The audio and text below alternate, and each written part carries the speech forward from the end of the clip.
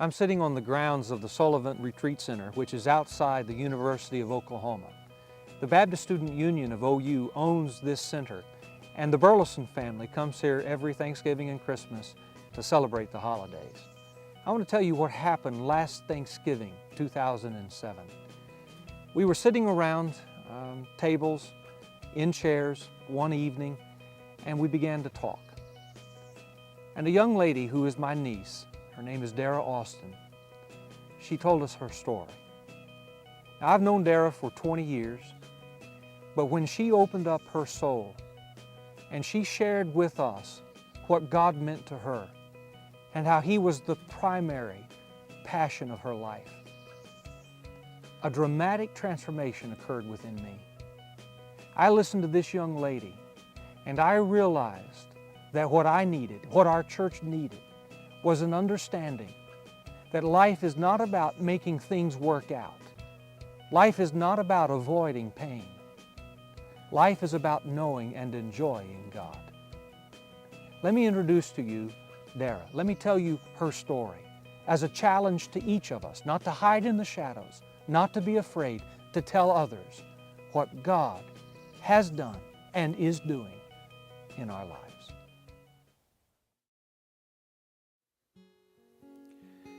Dara was born March the 4th, 1988 at the Hillcrest Baptist Hospital in Waco, Texas. At the time, the doctor said she suffered from the worst case of spina bifida they'd ever seen. In addition, she had hydrocephalus, or water on the brain, and a clubbed foot. The doctors told Dara's mother that it would be best if she died, simply because they believed she had the brain the size of a pea.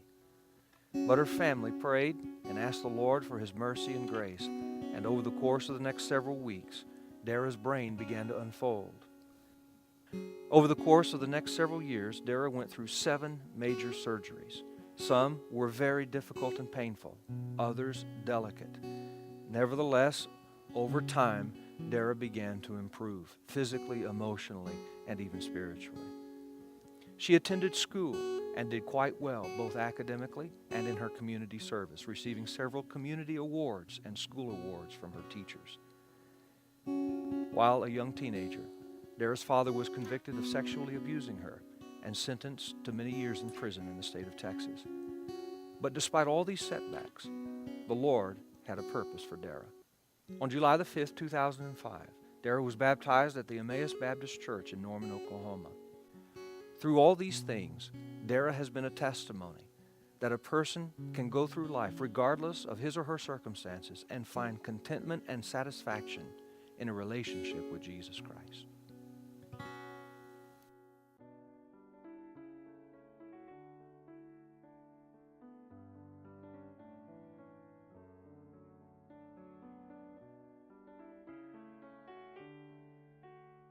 It's been incredible what God has done in your life. I want to ask you this question. When times get tough, when things don't go smoothly for you, what keeps you going?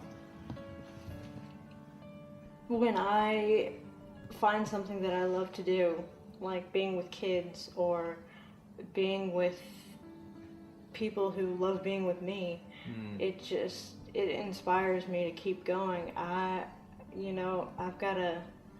We have a nephew, a great nephew and a nephew that is looking up to me, and I want to show him the right way to live. I also want to show not just him, but the people that are around me. I want to be able to say that I've impacted their life that I have impacted their life in some way. There's a lot of folks in my church who have struggled for various reasons, physically, spiritually, emotionally. And they're hurting. And if there's anybody that I know who understands hurt, it's you. What would you say to somebody who's hurting out there right now? How could you help them? What would you say to them? Wade, that's a good question. I don't think I could say anything that would really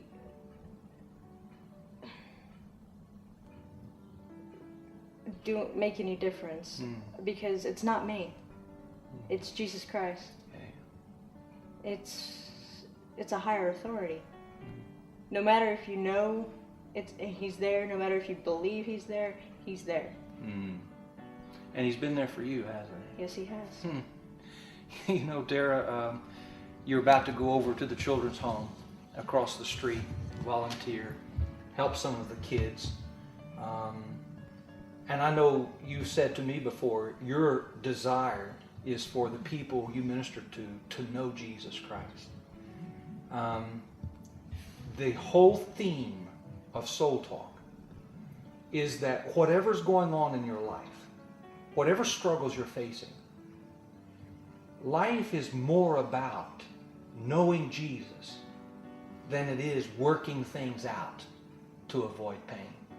You shared with me before that there are days that are dark for you, that sometimes you question the reason for your existence. But during those days, what helps you understand that God does have a purpose for you?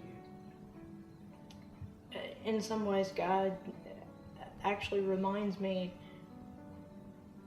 in so many ways why I'm on this earth. He puts the people that he's put in my life back in my life. He's taken them away. He's done everything possibly imaginable to make me realize that he's the one who controls my life. Well, Dara, on behalf of Emmanuel Baptist Church, I want to say thank you because Jesus Christ has used you, and the fact that you opened up at Thanksgiving to my family and to me to compel me to encourage our church to know that the primary passion of our lives is to know Jesus Christ and to enjoy him. Dara, you've taught this pastor through your soul talking to me what it means to know Christ above all else, to have him as the primary passion of my life. And on behalf of my church and me, your uncle, I want to say thank you. You're welcome. I'm sitting in the actual room where Dara last Thanksgiving told us her story. As family members sat around, many of us teared up. Many of us were transformed that night because of the vulnerability of one young lady who took the risk to tell us a little bit about what was going on inside of her. This empty chair represents what I desire for our church. I'd like for you to fill it. I'd like for you to take up the challenge of being a soul talker. Not just listening to somebody else's story as I listened to Dara's and was transformed by it, but also being vulnerable enough to tell yours. You see, the butterfly effect of one soul talking is enormous. Remember, think beneath, think passion, think vision, think story, and think movement. When people begin to talk in terms of the soul, the Spirit of God begins to transform us all. I hope this series has been beneficial to you. I know it has to me.